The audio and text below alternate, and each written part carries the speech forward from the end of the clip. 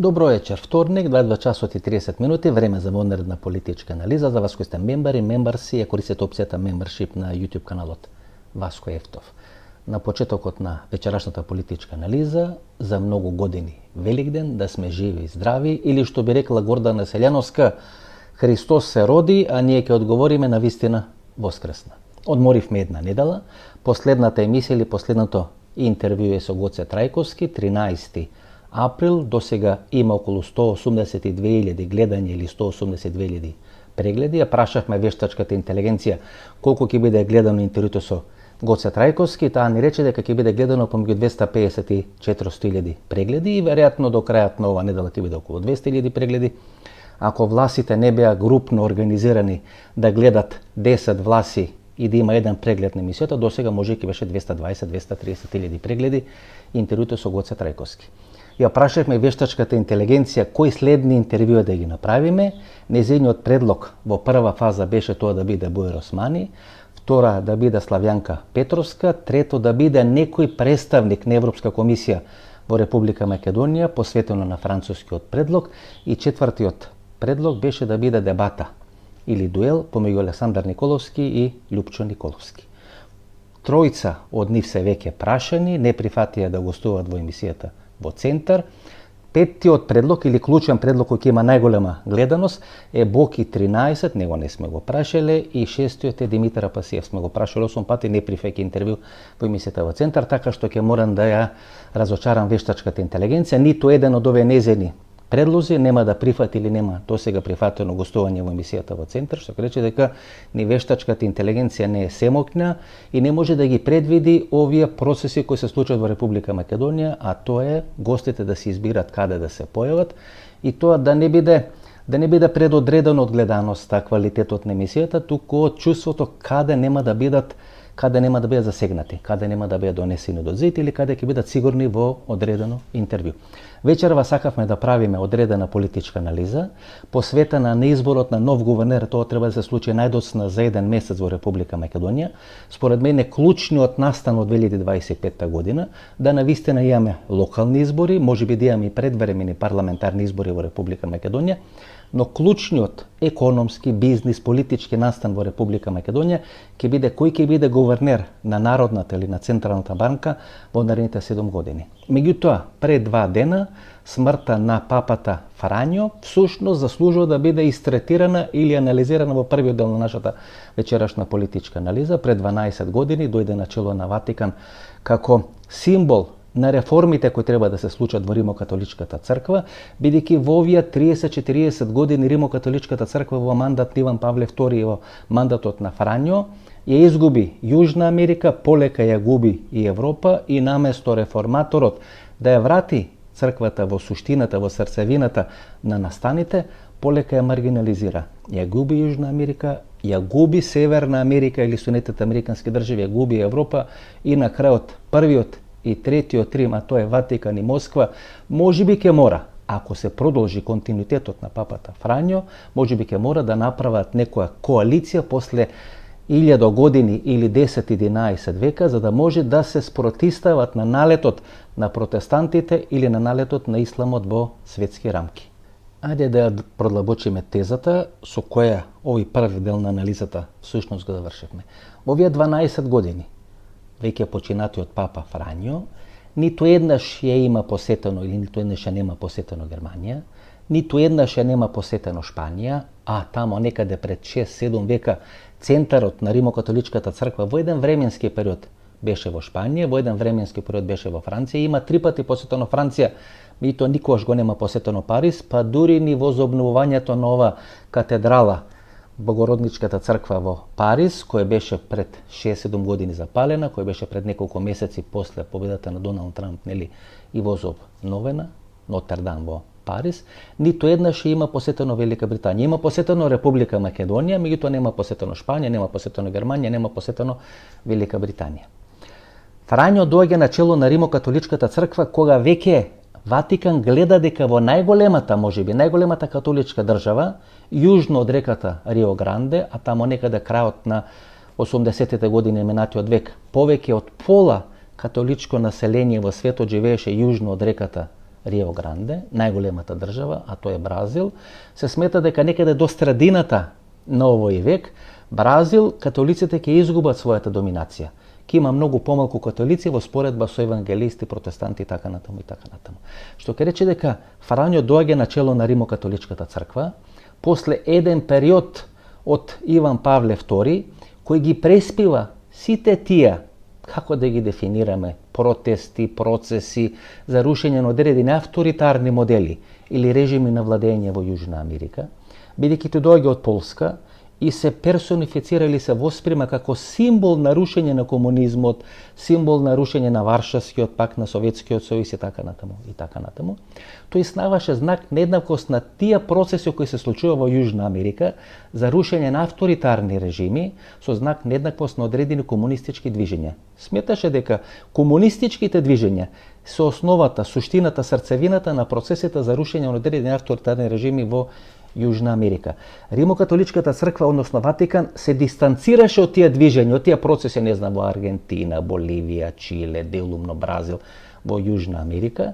И на тие места, наместо да биде присутен Ватикан, беа присутни евангелистите, беа присутни протестанти и така натаму, така што се измени целиот тој композит на влијание и на зони на интерес.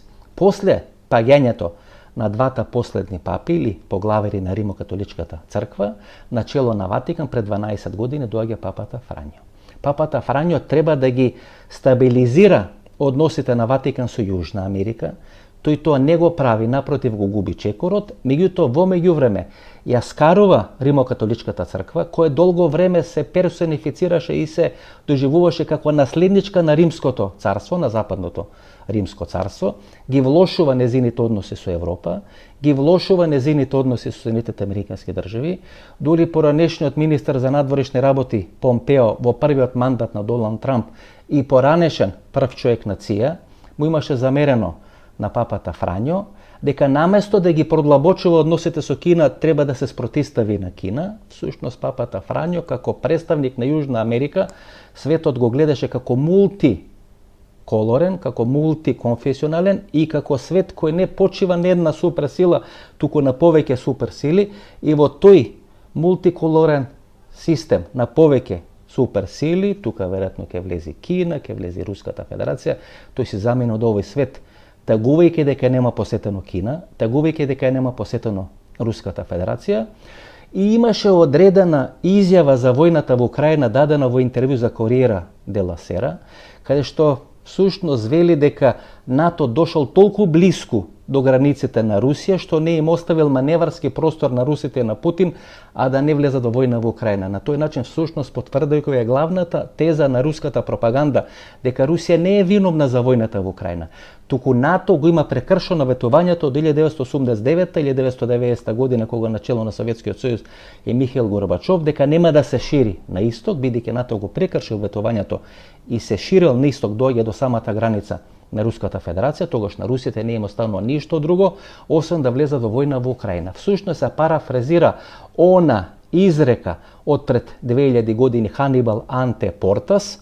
Ханибал доаѓа нели до вратите на Рим и всушност на Анте Портас треба да биде некоја парадигма и всушност да ја потврди клучната руска теза или руска стратегија дека НАТО е виновен за русите што влегува војна во Украина.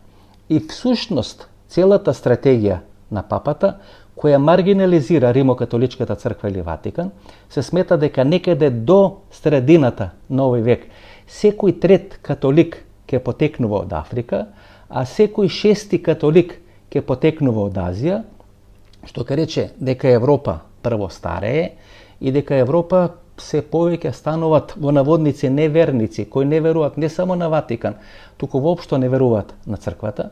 И во такви услови всушност Ватикан се трансформира или чекори кон Африка и кон Азија, посебно кон Кина, иако и таму има мноштво на забелешка, например кардиналот на Римокатоличката црква во Хонг Конг го обвинува папата, кој веќе замина од овој свет, дека имал направено одредени тајни договори со Кинеската комунистичка партија, дека не може да биде избран ниту еден бискуп на територијата на Кина, пред тоа да доби јабин од Кинеската комунистичка партија Си Џинпинг. Иако Ватикан е една од 12 држави кој го има признато Тајван и се уште нели го признава Тајван, а не Народна република Кина, тие сепак најдоа некој модел како да има добри релации со Кинеската комунистичка партија. Видите, за Кинеската комунистичка партија, која секојаш има комплекс, Кина има секојаш комплекс од некаква западна или американска доминација, е многу важно да има добри релации со Ватикан и Ватикан всушност да колаборира или да соработува со Кинеската комунистичка партија, нешто слично како и Светската здравствена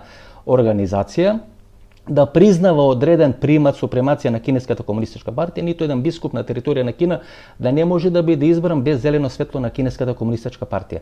И од друга страна е односот со Руската федерација. Бидејќи потекнува од језуитскиот ред, а језуитите се протерани од папата Клемент 14, тамо некаде пред 2 века од територијата на Европа и морат прибежиште да солниште да најдат на територијата на поранешната Руско царство.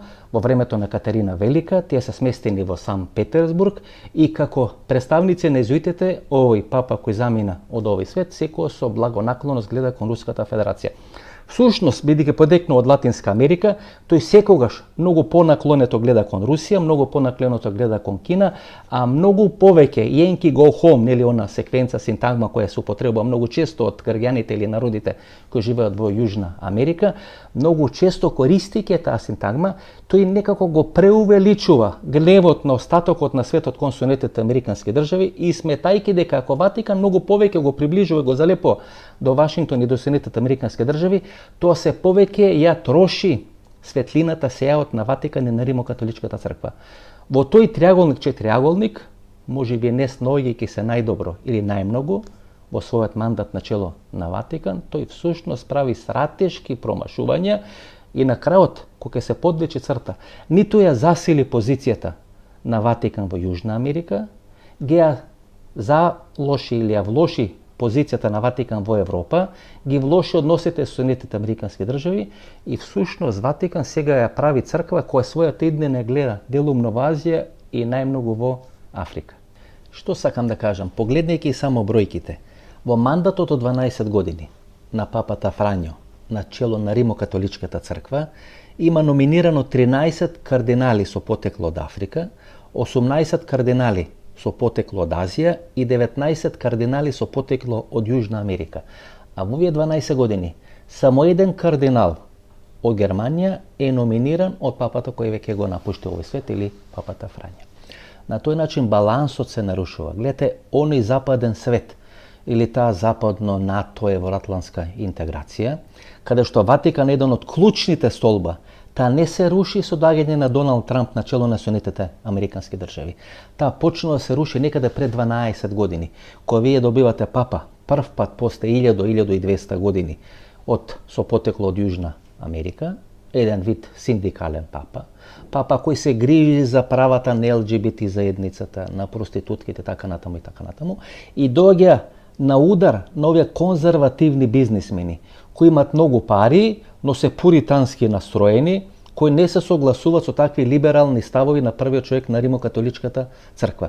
Тие пуритански бизнисмени кои располагаат со многу пари и се подготвени тие пари да ги вложат во одредени други религиозни правци, например со нивните пари Римокатоличката црква во Соединетите американски држави се спасува од банкрот, меѓутоа во меѓувреме тие пари се вложат во одредени протестанти, евангелисти и така натаму и така натаму. Всушност во наводници се прави шизма бидејќи се руши таа спона, таа спојка помеѓу традиционалните верници и гласачко тело кои се верници на Римокатоличката црква и тие по дефиниција гласат за одредени десни или десно центар ориентирани партии. Во Соединетите американски држави тоа не било така, бидејќи Доналд Трамп кој е протестант, 56% од католиците во Соединетите американски држави според анкетите кои беа направени по изборите, на последните избори гласале за Доналд Трамп. На тој начин рушењето на светскиот поредок всушност продолжува со Доналд Трамп, а почнува со папата Фрањо.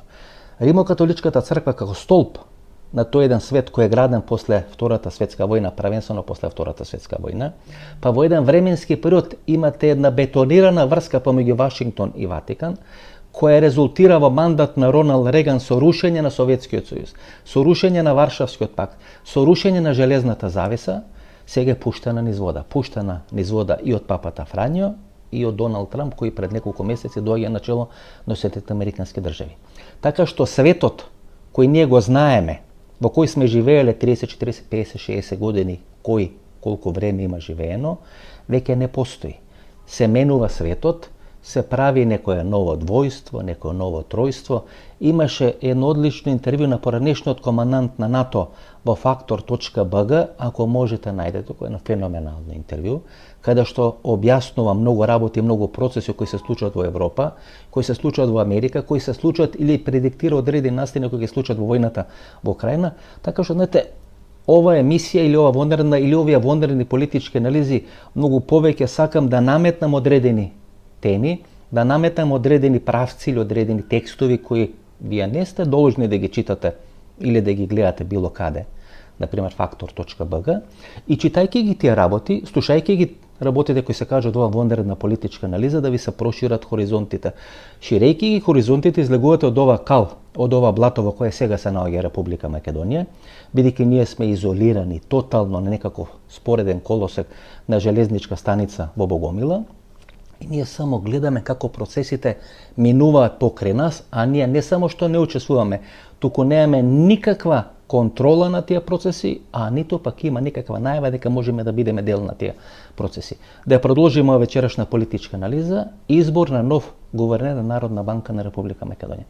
Како велат големите економисти, немаме проблем со парите, нема пари. Нема пари во Република Македонија.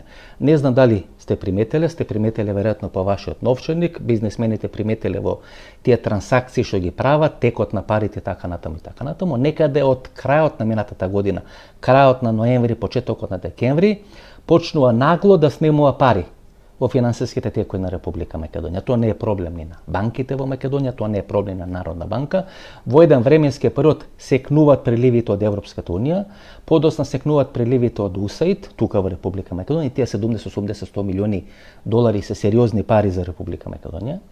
Власта на Христијан Мицкос, уште пред да дојде на чело на македонската држава, веројатно предпоставуваше дека ќе дојде до некакви такви процеси, финансиски процеси, и се задолжи во прва тура или во прва транша со некаде половина милиарда евра или американски долари од унгарската влада.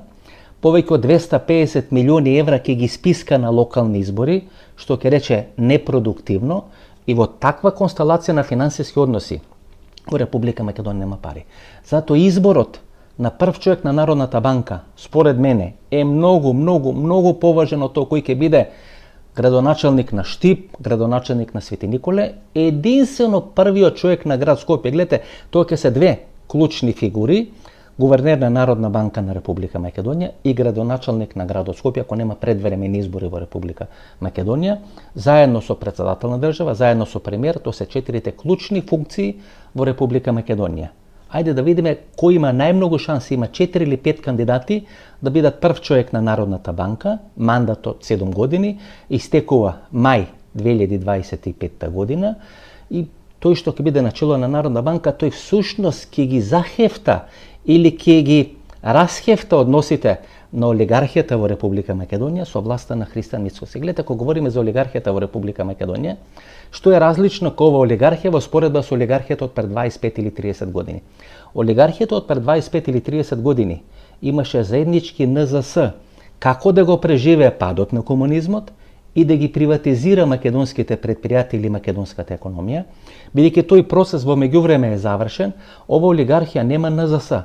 Те имат само лични интереси, како да се богатат индивидуално, така што таа олигархија пред 25 години, предводена од Данчо Штурков, кој имаше НЗС како да ја приватизира економијата или да ги приватизира предпријатијата, мораше се држи компактно. Ова е повеќе олигархија на слободни стрелци, така кога говориме за олигархија треба да правиме значителна разлика помеѓу тие две олигархии во некој временски интервал од 25 или 30 години. Последниот избор на СДСМ ќе беше Љубе Трпевски, 1997 година, ако не се случеше авионската несреќа на Борис Трајковски 2004 година. Во мај 2004 година Бранко Царенковски после победата на предвремените председателски избори го избира Петар Гошев на чело на Народна банка, тоа е мај 12-18 мај 2004 година со мандат од 7 години. Па Ѓорги Иванов 2011 година го избира Богев на чело на Народна банка со мандат од 7 години. Па повторно Ѓорги Иванов 2018 година, значи една година пред Стео Пендаровски дојде на чело на македонска држава, ја избира сегашната гувернерка Бежовска на чело на Народната банка на Република Македонија. И 2025 година повторно Гордана Селјановска ќе го избери новиот гувернер или новата гувернерка со мандат од 7 години. Новиот гувернер или новата гувернерка може да биде старата, меѓутоа како проаѓа времето, незините шанси се помали. Бежовска, која беше дел на шинелот на Никола Груевски, како некоја НЗС, безмалку нефаворизирана од ниту една крупна структура, политичка, олигархиска, бизнис, банкарска или финансиска, таа 2018 година, таа го наследува Богев на чело на Народната банка на Република Македонија. Не покажа ништо специјално. Имаше две проблематични банки, банката на Трифун Костовски, банката на Сашо Мјалков, на Јордан Канчев и на Пелистрка. Во еден временски период сакаше да се спаси со помош на Комерцијална банка да влезе во процес на купување на банката на Трифун Костовски и купување на банката на Сашо Мјалков и на Јордан Канчев. Тоа не се случи и тие две банки како слободни стрелци, едната веќе не функционира, другата оставена да функционира. А знаете, двајца од нивните главни акционери се наставени на американската црна листа. Третиот главен акционер беше дел на случајот Империја во Република Македонија. Бежовска има шанси ако крупните структури во Република Македонија не се договорат. Меѓутоа, мислам дека во изминатите 7 години не заврши доволно многу работи или не заврши повеќе од тоа што треба работи за структурата на Никола Груевски, можеби за структурата на ВМРО-ДПМН. Во еден временски период, тамо некаде после 2018 година, кога Никола Груевски е тука, се уште во Република Македонија, се уште нема поминато Северна Македонија, референдум и така натаму и така натаму. Та предпоставувам дека проценува дека влијањето мокта на Груевски ќе се намалува на македонската политичка сцена, дека ВМРО-ДПМН е донесена во некаков политички корсокак, дека не може да излезе од тој политички корсокак и почнува да се дистанцира од структурата на луѓе или на политичко влијање која донесе на чело на Народната банка. Така што сега незините шанси се многу мали. Во меѓувреме влезе во некои процеси на конфронтирање со најмокната банка во Република Македонија. На Савка Димитрова и на Таки Фити не им беше продолжен мандатот членови на надзорен одбор на Комерцијална банка, што ка рече, знаете, во 7 години на никого не заврши работа, а не створи нови пријатели, или како се вели во Македонија, атер не крши, работа не крши, така што од ден на ден шансите на Бежовска да биде реизбрана се помали.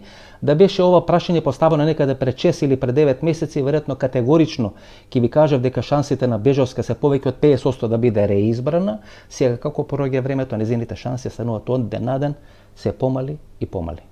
Во мандат на Никола Груевски има два министри, односно го има Кире Миновски, но тој доаѓа на крај после паѓање на Никола Груевски, пржински влади и така натаму и така натаму. Има два мокни министри за финансии. Првиот е Трајко Славевски, вториот е Зоран Ставревски. Гледате, ВМРО-ДПМН како изразето лидерска партија. Тамо се знае кој е прв човек, но никош не се знае кој е втор човек. И безмалку таа партија изминатите 33-34 години, освен сега, нели, овој период во мандатот на Христијан Мицковски, само една или две години во мандатот на Никола Груевски функционира без јасно дефиниран втор човек на партијата. Во мандат на Христијан Мицковски, тоа е Александар Николовски. Дури во одредени временски периоди, вториот човек во одредени сегменти, во одредени процеси е многу помокен од првиот човек. Меѓутоа во мандат на Никола Груевски, кога Груевски ја бетонира својата власт во жолтата зграда, или Христо Татарчев, палатата, Белата палата на ВМРО-ДПМН, го има Трајко Славевски како заменик председател на ВМРО-ДПМН. Од 2006 до 2008 година Трајко Славевски е министар за финансии. Влегува во конфликт со Никола Груевски и подоцна Никола Груевски вели дека Трајко Славевски има таков капацитет да влезе во конфликт со сите со кои има соработувано, и Зоран Ставревски или кум Ставре или кумот на Никола Груевски, кој беше вице-премиер на владата на Никола Груевски од 2006 до 2008 година, после 2008 година обавува две функции, и вице-премиер и министар за финансии.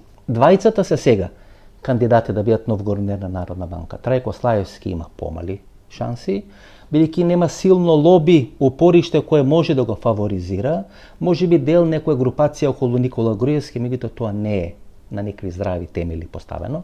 Зоран Ставревски се враќа во игра 2021 година, меѓутоа заедно со Здравев, кој беше председавач на Советот на општина Центар, имаат некаков судски процес, не знам докаде е стигнат тој судски процес, дали таму има одредени осудителни пресуди, дали има условни пресуди, не е битно, но тоа може да му прави правна пречка или компликација тој да биде реизбран или да дојде на чело на Народна банка, да биде реизбран, бидејќи тој всушност својата кариера ја почнува во структурите на Народна банка, стига до функцијата вице-гувернер на Народна банка 1998-1999 година во тој меѓупростор помеѓу Борис Стојменов и Никола Груевски, Љубе Трпевски него го праќа од Народна банка да биде на испомош на министерот за финансии или во Министерството за финансии, така почна да се гради политичката и финансиската кариера на Зоран Ставлевски. 2021 година го вадат од нафталин, кој ВМРО-ДПМН победува во повеќе од 40-50 општини во Република Македонија и тој е координатор во структурите на ВМРО-ДПМН за локалната власт во Република Македонија.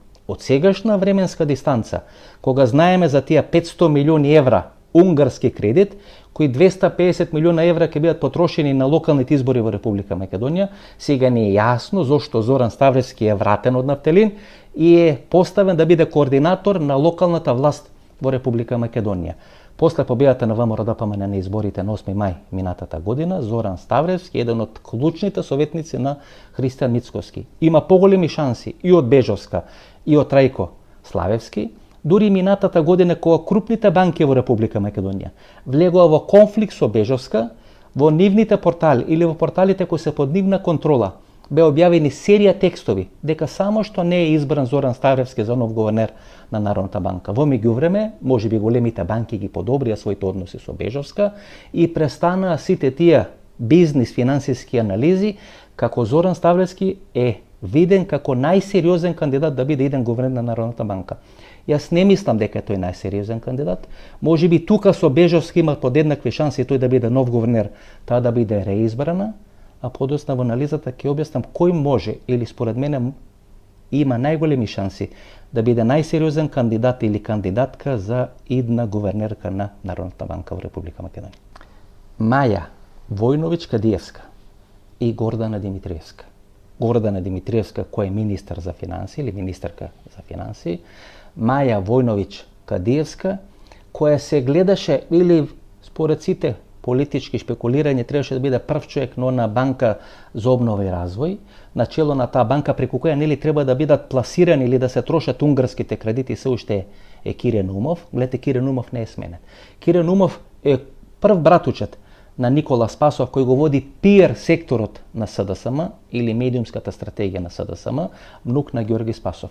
Истата структура која треба во наводници да го држи во заложништво СДСМ и СДСМ никогаш да се ослободи од влијањето на Зоран Заев, кој е манифестирано прво преку Венко Филипче, а после преку Никола Спасов, е Кире Наумов, се уште после 9 или 10 месеци од победата на ВМРО-ДПМН на изборите не е сменет од функцијата прв човек на банката за обнова и развој. Маја Војновиќ Кадиевска се гледаше на чело на таа банка. Таа е дел на една стара структура на ВМРО-ДПМН. Душко Кадиевски, татко и Душко Кадиевски беше прв министер за транспорт, врски, градежништво, урбанизам, тоа е едно конгломерат министерство во првата влада на Љупчо Ѓорѓевски. Паѓа поради аферата Лумикс, тоа е она стаклена зграда во центарот на Скопје. Гледате шпански скали, првите најблиските соработници на Христијан Мицкоски се процесирани поради случајот шпански скали исто во центарот на Скопје. Таткото на Маја Војновиќ Кадиевска политичка оставка се понесо после она стаклена зграда во центарот на Скопје. Шеф на изборниот штаб на Борис Трајковски на изборите 1999 година. Во оној временски период кога се приближува или се активира самата во политичкото раководство на ВМРО-ДПМН, заедно со Горан Трајковски, првиот човек на управата за јавни приходи во мандат на Никола Груевски, станува дел на управниот одбор на Витаминка од Прилеп. Витаминка од Прилеп, кој заедно со Мицковски е дел на тој проект мали и средни хидроцентрали. Кога Мицковски ги продава тие 6 или 8% акции во таа фирма Минко, или како се нарекува фирма, која располага нели со капиталот во тие мали и средни хидроцентрали, најблискиот соработник или најблискиот пријател на првиот човек на Витаминка и купува тие акции. Таа имаше големи шанси да биде гувернер на Народна банка, меѓутоа во последните неколку недели се почести се шпекулациите дека таа може да биде министар или министерка за финансии, а Гордана Кочовска Димитриевска, кој очигледно не се снаоѓа најдобро на чело на функцијата министар или министерка за финансии, ниту поврат на ДДВ, ниту инвестиции, никакви финансиски трансакции, не успева да заживее македонската економија, типот на Зоран Ставревски, таа да биде прекомандувана на чело на Народната банка на Република Македонија. Таа е дел на тоа тетовско крило во мандатот на Никола Груевски, блиска до групата на Бришковска, поранешната заменичка министерка за правда, значи тоа е јадрото на Никола Груевски. Таа се здружува со Христијан Мицкоски кога тој прв човек на македонското електростопанство. И од тогаш продолжува нивната заедничка соработка. Беше заменик министер за финансии во првата пржинска влада во мандат на Христијан Мицкоски, тоа е некаде 2020 година, не беше заменик дополнителен министер за финансии во ова втора пржинска влада на изборите на 8 мај 2024 година. Меѓутоа во структурите на ВМРО-ДПМН се почесто се говори дека Гордана Кочовска подобро би се снашла во една не толку фреквентна интензивна функција прв човек на Народна банка, како што е функцијата министерка за финансии.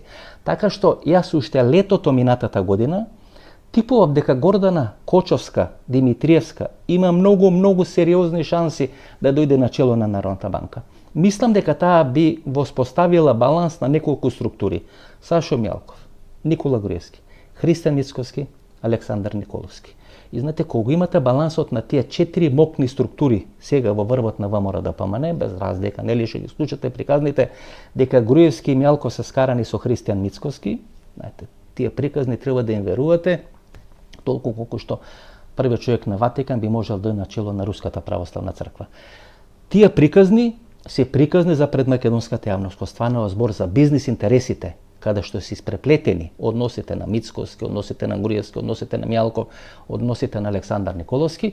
Очигледно на Мицкоски му е дозволено да прави бизниси во енергетската сфера, а во сите останати сфери тука неговото влијание е се помало, или тој се обидува тоа влијание да го зголеми, а тие му дозволуваат толку да го зголеми колку што нема да бидат нарушени нивните бизнис интереси во Република Македонија. Во тој четириаголник на политички, на финансиски, на бизнис интереси, плюс мокната олигархија во Република Македонија, без разлика колку е компактна или не е компактна, Кочо Енгјушев, Стопанска банка, Комерцијална банка, сопругот на Гордана Кочовска, Димитриевска работи во Стопанска банка, во тој четириаголник, петоаголник или шестоаголник, мислам дека во моментот, ако сега треба да биде направена политичка одлука, дека шансите Гордана Кочовска да биде гувернерка, а Маја Кадиевска Војновиќ да биде министерка за финансии, во моментот се поголеми од 50%.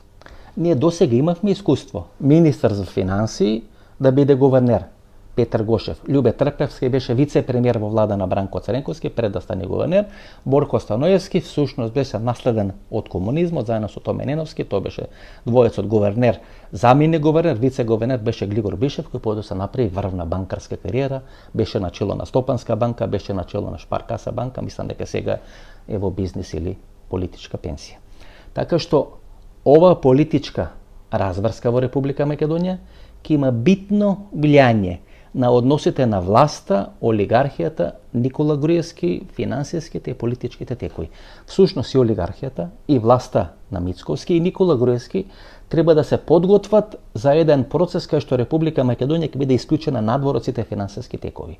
Унгарскиот кредит е доволен, добре дојден за власта, но не е доволен за да може таа да преживее, така што треба да се покаже одредена флексибилност на Народната банка. Плюс тоа одредени играчи кои се блиски до власта. Јордан Камчев, Пелистерка, Сашо Мјалков имат акции во одредени банки или имат во наводници своја банка, која може да дојде под удар на Народната банка, која беше под удар на санкциите или ставањето на црна листа на Соединетите американски држави, така што гувернерката тука треба да или гувернерот тука треба да балансира. На пример, што ако Чифлиганец биде ставен на американската црна листа? Што ако Фатмир Етеми биде ставен на американската црна листа? Тогаш предпоставам дека ќе го се следи искуството на Миле Зечевиќ, кој не беше ставен на американската црна листа, но не доби согласност од Народната банка да му се продолжи мандатот председател на надзорниот одбор на Стопанска банка Битола. Така што и големите банкари, и олигархијата, и политичките структури, а ниту Зоран Заев и Венко Филипче, кои се страснати со ВМРО-ДПМН, нема премногу да брануваат и најверојатно мирна трансформација ќе се направи на чело на Народната банка. Трајко Слаевски тука е аутсайдер во целата таа работа. Зоран Ставревски беше пуштен како пробен балон да се види како ќе реагира македонската јавност. Бежовска не не направи доволно да ги бетонира своите позиции. Многу се посилни незината позиции сега кај олигархијата и кај крупниот баркмански капитал во споредба со политичките линкови до ВМРО-ДПМН и до Белата палата, така што станува Маја Кадиевска-Војновиќ или Гордана Кочовска-Димитриевска. Две дами, две жени плюс Бежовска, активната гувернерка, ќе се борат за 7 годишен мандат на чело на Народната банка. Народната банка во претходниот мандат 7 години 100 милиони венецуелски кредити врегува во Република Македонија. Во еден временски период каде што односите Америка, Европа, Русија, Македонија која не е никаде, ќе се видоизменуваат, ќе се трансформираат, улогата на Народната банка како прва брана на имунитетот на заштита на македонската држава и на македонската економија ќе биде огромен, да не речам пресуден. Дури има одредени шпекулации дека првиот човек на Народната банка треба да биде благонаклон на унгарските трансфери во Република Македонија и токму преку механизмите на Народната банка, тие унгарски трансфери во Република Македонија треба да ви бидат избањати џоабебенце, всушност да бидат направени нормални финансиски текови, така што парите Срчите и Срджан Керин варијанта биле изнесени надвор од Република Македонија, сега веројатно треба да биде реверзибилен процес. Тие пари да се вратат назад до Република Македонија. Така што некаде околу 20 мај оваа година, ние точно ќе знаеме каков договор, компромис или конфликт ќе биде отворен или направен во структурите власт, делумна опозиција, банкари, олигархија во Република Македонија, читај Будимпешта, и каква контрола и кој ќе има контролата на финансиските текови. И ајде ако треба на крај да направиме некоја политичка проценка. Фаворити на Никола Груевски се Орце Ѓорѓиевски, да биде прв човек на градот Скопје, и Гордана Кочовска Димитриевска, прв човек или прва жена на Народна банка на Република Македонија. Да видиме дали Мицковски ќе има сила да се спротистави Златко Перински да го истурка да биде прв човек на градот Скопје, а Маја Кадиевска-Војновиќ да биде прва жена или прва дама на Народната банка на Република Македонија. Тука не велам нека ќе дојде до конфликт. На крајот на денот и тој конфликт ќе може да биде обландиран, да биде на некој начин под контрола ставен, со одредено договарање, пазарење и така натаму и така натаму. 2021 година очигледно дека Никола Груевски стоеше за изборот на Даниела Арсовска. Мицковски тогаш мораше да прави и такви статутарни измени во статутот на ВМРО-ДПМН, каде што му се случуваше мериот конгрес, барање за него оставка, за предвремен конгрес и така натаму, и мораше да прифати дека неговиот мандат на чело на ВМРО-ДПМН ќе истече 2029 година, сега е многу посилен и има власта во своји раце. Гледате, после она што се случи во Кочани, тој прошета низ неколку критични општински комитети, имаше средба со општинските раководства на ВМРО-ДПМН, што ќе рече сакаше да види дали некој од членството од луѓето кои стојат во негова одбрана на чело на ВМРО-ДПМН попуштил, дали се испазарил со некои други, сакаше да се захифта, се бетонира својата позиција, начелната позиција во ВМРО-ДПМН, значи ќе се бори до крај, ќе видиме дали ќе го испочитува договорот со Груевски до 2029 година да остане на чело на ВМРО-ДПМН или ќе сака таа функција да замени со иден председател на Република Македонија, така што изборот на гувернер на Народна банка ќе биде лакмус во кој правец ќе од политичките разврски и политичките процеси во Република Македонија. Ова беше нашата вечерашна политичка анализа. Ново дружење, недела во 20 часот интервју, нова политичка анализа, вторник 20 часот и 30 минути, до недела и вторник. Пријатно вечер Македонија, каде и да си.